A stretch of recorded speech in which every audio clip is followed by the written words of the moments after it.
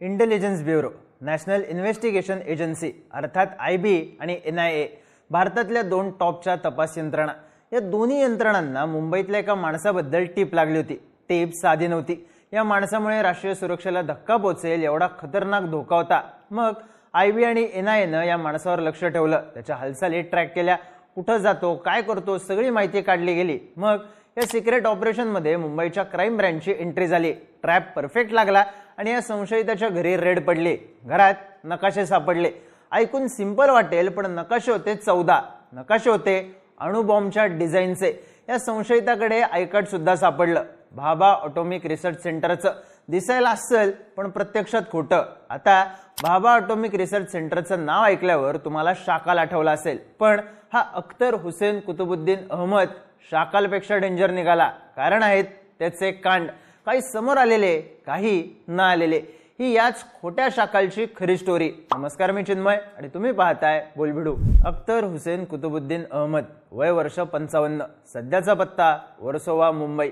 शुक्रवारी 17 ऑक्टोबरला त्याच्या वर्सोव्यातल्या घरावर मुंबई क्राईम ब्रँच आणि तपास यंत्रणांच्या पथकानं धाड मारली. त्यानंतर अख्तरला अटक सुद्धा केली. त्याच दिवशी अख्तरला न्यायालयात हजर करण्यात आलं आणि त्याला 3 दिवसांची पोलीस कोठडी सुद्धा सुनावण्यात आली. आता एवढ्या क्विक ऍक्शन झाल्या, मोठ्या तपास यंत्रणा इन्व्हॉल्व्ह झाल्या, याच्या मागचं कारण सुद्धा तसंच होतं. अख्तर अहमदच्या घरी सापडलेलं सामान, त्याच्या वर्सोवा मधल्या फ्लॅटमध्ये अणुबॉम्बच्या डिझाईनशी रिलेटेड 14 नकाशे सापडले. आता साध्या घरात राहत असला, तसा मध्यमवर्गीय वाटत असला तरी अणुबॉम्बच्या डिझाईनचे 14 नकाशे बाळगणारा माणूस साधा निश्चितच नसणार. तपास यंत्रणांना सुद्धा त्याच्यावर वेगवेगळे डाऊट होतेच. त्याच्या घरातली रेड सुरूच होती आणि अशातच पोलिसांना सापडलं एक I card, Bhabha atomic research सेंटरचं आय कार्ड. आता भाभा ॲटॉमिक रिसर्च सेंटर म्हणजे एक प्रकारे भारताच्या अणु प्रकल्पाचा केंद्रबिंदू. याच बार्कमध्ये सायंटिस्ट असल्याचं कार्ड अख्तर अहमदकडे होतं. समजा एखाद्या साध्या माणसानं हे कार्ड पाहिलं असतं तर त्याला त्या कार्डवर सहज विश्वास बसला असता. अख्तर अहमद हा फार मोठा माणूस आहे हे त्याला सहज वाटून गेलं असतं, कारण ते कार्ड हातात घेऊन खरंच वाटत होतं. पण बारकाईने पाहिल्यावर लक्षात येत होतं कार्ड आहे दुसऱ्याचं. ओळखण्याची स्कीम सोपी होती.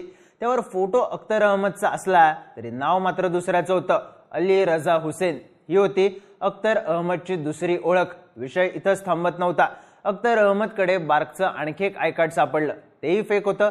त्यावर नाव होतं अलेक्झांडर पाल्मर. बार्कचे 2 बनावट ID कार्ड आणि अणुबॉम्बच्या डिझाईनचे नकाशे, या दोन्ही गोष्टी चक्रावणाऱ्या होत्या. तपास सुरू झाला आणि पोलिसांच्या लक्षात आलं की या 14 नकाशांमधले काही नकाशे अंधेरीच्या एका दुकानात बनवण्यात आलेत. आता हे नकाशे कुणी बनवले याचा शोध सुरू आहेच. पण अख्तर अहमदकडे बार्कच्या नावाचे काही कागदपत्र, पेनड्राईव्ह, बनावट पासपोर्ट, आधार कार्ड, पॅन कार्ड हे सुद्धा सापडलंय. एक सोपा प्रश्न पडतो, माणसं फेक कागदपत्र बनवतात, फेक पासपोर्ट बनवतात, ते वेगवेगळ्या कारणांसाठी.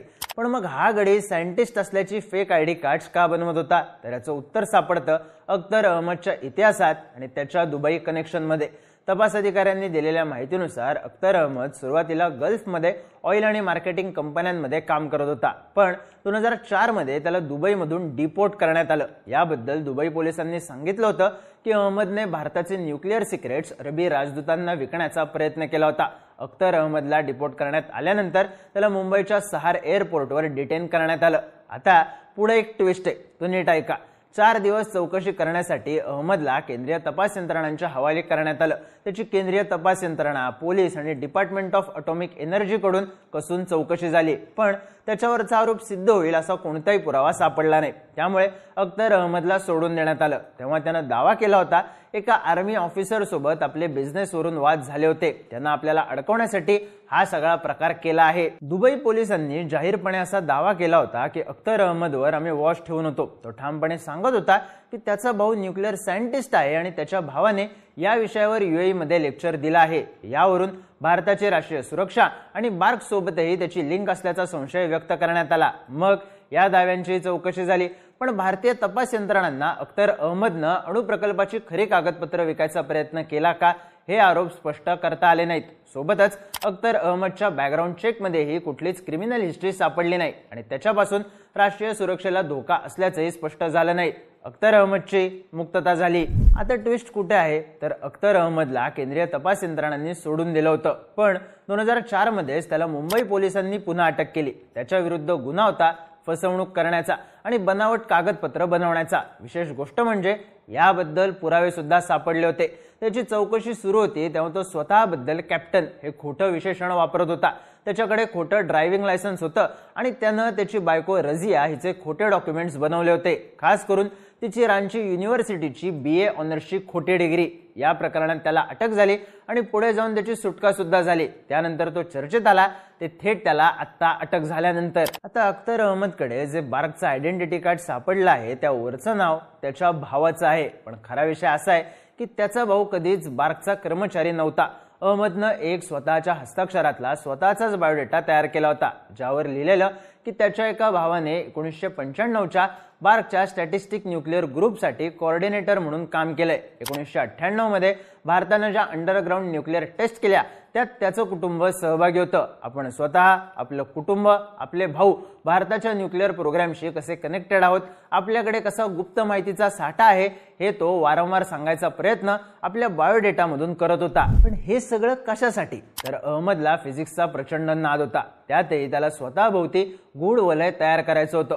तो लोकांना स्वतःची ओळख न्यूक्लिअर एक्सपर्ट किंवा गुप्तहेर अशी करून द्यायचा। त्याला आपल्याकडे भरपूर गुपित आहेत हे दाखवायचं असायचं। पण आता त्याच्याकडे लपवण्यासारखं एकच सिक्रेट आहे, त्यानं बार्कचे बनावट आयडी बनवले कसे, त्याच्याकडे हे आयडी आले कुठून? 2004 मध्ये खोट्या कागदपत्रांच्या प्रकरणात अडकल्यानंतर अहमद खोट्या नावांनी आणि खोट्या कागदपत्रांच्या आधारावर अनेक देशांमध्ये फिरला, अनेक लोकांना भेटला, त्यांना भारताचे न्यूक्लिअर सिक्रेट्स देण्याचं आमिष दाखवलं, आपल्याकडे गुप्त माहिती असल्याचा दावा केला आणि त्यांच्याकडून पैसा उकळला। आपण स्वतः सायंटिस्ट असल्याचं भासवून हा शाकाल जग फिरून आला, तेही लोकांना गंडवत। पण पोलिसांना असा संशय आहे की हा खोटा शाकाल फक्त चांगला बोलबच्चन आहे, तो कधी हाय सिक्युरिटी एरियाज मध्ये गेलेला नाही, पण त्यानं लोकांना आपण तिथं नेहमी जात असतो हे पटवून मात्र दिलंय। आता त्याच्या दाव्यांचा, त्याच्याकडे असलेल्या नकाशांचा आणि त्याच्या इतिहासाचा शोध सुरू आहे, कारण तिसऱ्या वेळी ताब्यात आलेल्या अख्तर अहमदला सहज सोडणं पोलिसांना परवडणारं नाहीये। त्यांना समोर आणायचंय खोट्या शाकालचं सत्य।